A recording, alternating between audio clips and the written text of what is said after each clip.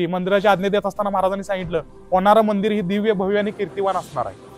त्याचं महाराजांनी शब्दातच वर्णन केलेलं आहे। कीर्ती तर मोराची सगळीकडे झालेलीच आहे। आता दिव्यता आणि भव्यता मंदिराच्या माध्यमातून तुम्ही बघशीलाच पुढे ज्यावेळी मंदिर उभा राहील, आज लिहून घ्या, ज्यावेळी मंदिर उभा राहील त्यावेळी गुरु केंद्रबिंदू मोराळ होणार। अनेक जागतिक लेवलचे लोक इथे नतमस्तक होणार आहेत, एवढं लक्षात ठेवा। आणि लोक जी ही मंदिर आहे ती प्रत्यक्ष परमेश्वराने दाखवलेलं मंदिर आहे।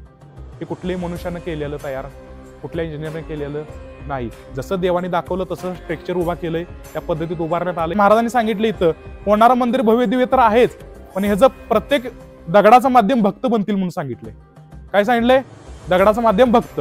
आणि जी सात्विक भक्ताच्या हातनं जो दगड लागणार आहे तिची पवित्रता आणि तिची पावर कोणी मापू शकत नाही। या निस्वार्थी भक्ती फक्त मंदिराच्या माध्यमातून आपली घडणार।